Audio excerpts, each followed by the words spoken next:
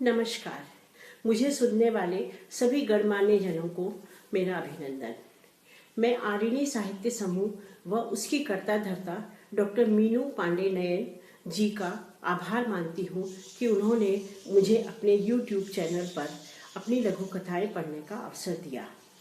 मैं मीनू पांडे जी के इस साहित्यिक कदम पर बढ़ते कदमों की सराहना करती हूँ तथा उन्हें तहे दिल से शुभकामनाएं देती हूँ कि वे इसी तरह कामयाबी के पथ पर बढ़ती जाएं और सफलता उनके कदम चूमे।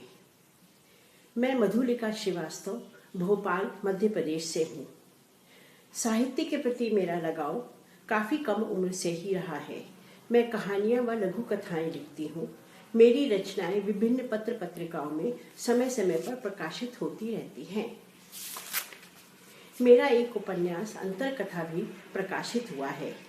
मुझे नाटक लिखने का भी शौक है। मैंने पंचतंत्र की कुछ कहानियों का नाट्य रूपांतर भी किया है।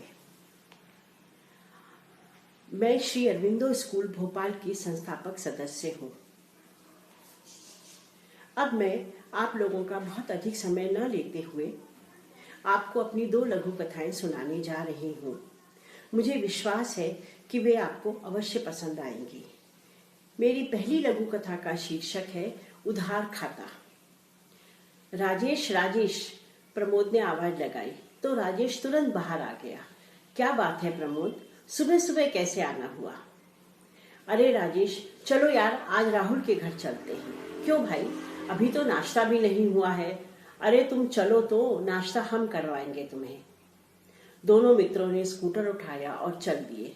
राहुल के घर जैसे ही पहुंचे, राहुल उनको देखकर एकदम सिटपिटा गया। कहने लगा, अरे प्रमोद भाई, सुबह सुबह कैसे?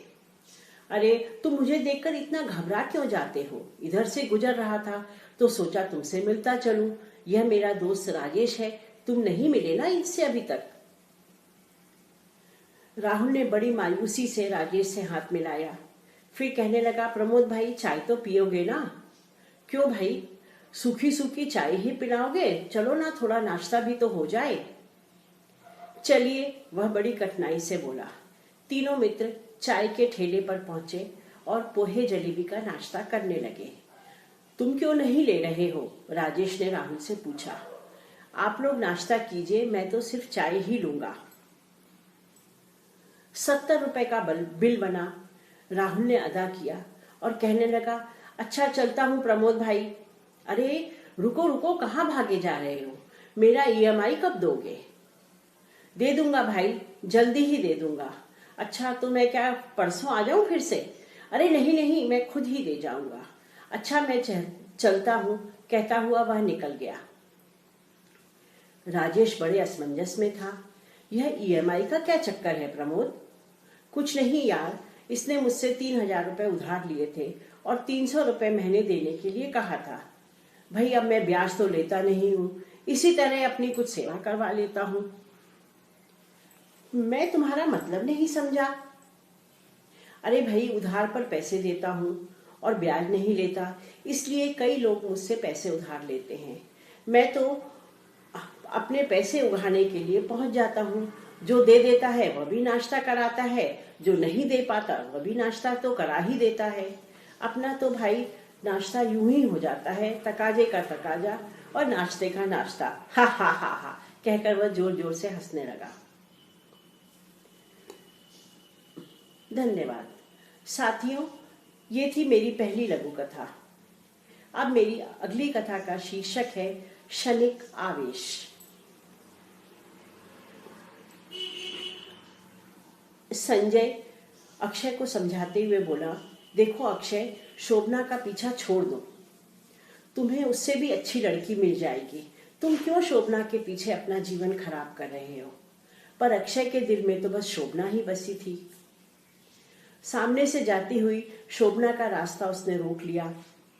शोभना, मैं तुमसे आखिरी बार पूछ रहा हूं कि तुम मुझसे शादी करोगी कि नहीं? शोभना पहले तो डरी, फिर बोली, मैं तुमसे पहले भी कह चुकी हूं, मेरा पीछा छोड़ दो। मैं तुम जैसे आवारा और निखट्टू और बाप के पैसों पे ऐश करने वालों को घास नहीं डालती। अचानक अक्षय ने एसिड निकाला और शोभना पर डालने ही लगा था कि किस्मत से संजय समझ गया कि अक्षय कुछ गलत करने वाला है। उसने अक्षय को धक्का दे दिया। एसिड की बोतल जमीन पर गिर पड़ी और एसिड अक्षय के पैर पर गिरा। अक्षय चीखता हुआ जमीन पर गिर पड़ा। संजय और शोभना उसे लेकर अस्पताल दौड़े। अक्षय के मम्मी पापा भी अस्पताल पहुंचे। अक्षय बेहोश था। सारी घटना सुनकर वे दोनों भी बहुत परेशान हो गए, पर शोभना बोली, अंकल आप घबराइए मत, मैं कोई शिकायत नहीं करूंगी। आप तो सिर्फ उसे समझा दीजिए कि वह मेरा पीछा छोड़ दे। मैं जिंदगी में बहुत कुछ बनना चाहती हूँ। घबराओ मत बेटी, हम उसे जरूर समझाएंगे, वो तुम्हें अब कभी परेशान नहीं करेगा, अक्षय के पापा ने कहा। तब तक अक्षय को होश आ चुका था। वह अपने पापा और शोभना की बातें सुन रहा था। वह सोचने लगा, यह तो सिर्फ मेरे पैर पर गिरा है और मेरा इतना बुरा हाल है, जबकि मैंने तो इतनी मोटी जीन्स भी पहन रखी है। यदि यह शोभना के चेहरे पर गिर जाता तो क्या होता। और वह फूट फूट कर रोने लगा और शोभना से माफी मांगने लगा। शोभना बोली, आज तो तुम यह कदम उठाने जा रहे थे, जानते हो इसका अंजाम क्या होता। मेरा तो जीवन खराब हो ही जाता। तुम भी जेल की सलाखों में पड़े होते। जेल से यदि बच भी जाते तो तुम्हारा अंतर्मन तुम्हें चैन से रहने देता। और सोचो, यह करके भी क्या तुम मुझे पा लेते। असल में तुम मुझे प्यार नहीं करते हो। तुम्हारा अहम मेरे नहीं को सुनने को सहन नहीं कर पाया, इसीलिए तुम इस हद तक जाने की सोच बैठे। सोचो, अभी तक तो हमने दुनिया में पैर ही रखा है। तुम खुद क्या सारी जिंदगी इस अपराध बोझ से बच पाते। तभी उसके पापा बोल पड़े, शोभना बिल्कुल ठीक कह रही है बेटा, तुम्हारा क्षणिक आवेश कितने लोगों का जीवन बर्बाद कर देता। हम अपने इकलौते बेटे से तो हाथ धो ही बैठते, शोभना के परिवार का भी जाने क्या होता। सोचा है तुमने। अक्षय सर झुकाए सब सुनता रहा। सोचने लगा कि सच है, मेरा क्षणिक गुस्सा मुझे कहां से कहां ले जा रहा था। अच्छा हुआ जो संजय ने समय पर मुझे धक्का दे दिया। उसने पास खड़े संजय का हाथ पकड़ लिया और एक बार फिर रो पड़ा। धन्यवाद। मुझे विश्वास है आप लोगों को मेरी लघु कथाएं अवश्य पसंद आई होंगी।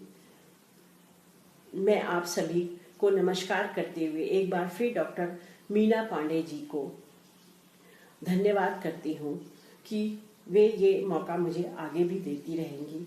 धन्यवाद, नमस्कार।